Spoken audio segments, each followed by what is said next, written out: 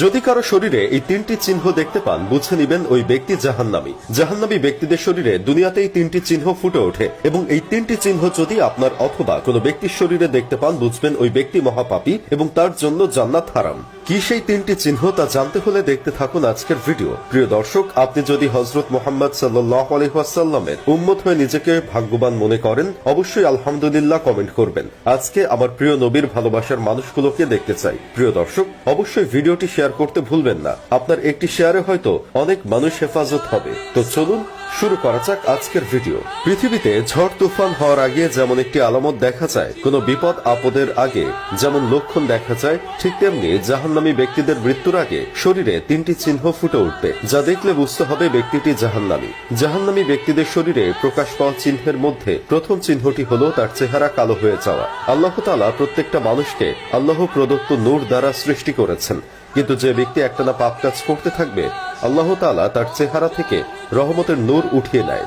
তাই যে ব্যক্তির দেখবেন দিন দিন চেহারা কালো হয়ে যাচ্ছে, ফ্যাকাশে হয়ে যাচ্ছে, দেখতে ভালো লাগছে না, বুঝে নেবেন ওই ব্যক্তিটি পাপ বেশি করে এবং এ কারণেই তার চেহারা থেকে আল্লাহ প্রদত্ত নূর উঠিয়ে নিয়েছেন। যাদের চেহারা জন্ম থেকেই কালো তাদের চেহারার ভিতরেও দেখবেন একটি মাধুর্য আছে, চেহারার মধ্যে উজ্জ্বলতার ভাব আছে, একটু মায়াবী বর্ণ আছে। এটা হয় তখনই যখন সেই ব্যক্তির উপরে আল্লাহ প্রদত্ত নূর থাকে এবং এই নূর থাকার ফলে ওই মানুষটিকে সুন্দর লাগে। 2 নম্বর হলো ওই ব্যক্তি যাকে মানুষ ঘৃণা করে, অর্থাৎ ঘৃণিত চোখে দেখে। প্রিয় দর্শক, আল্লাহ যদি কোনো বান্দাকে পছন্দ না করেন তাহলে তাকে আসমানের ফেরেশতারাও পছন্দ করেন না, এমনকি জমিনের ফেরেশতারাও তাকে অপছন্দ করে। হাদিস শরীফে উঠে এসেছে, আল্লাহ তাআলা যখন কাউকে অপছন্দ করেন তখন তিনি জিবরাইল আলাইহিস সালামকে বলেন, আমি অমুক বান্দাকে পছন্দ করি না, আমি তার উপর অসন্তুষ্ট।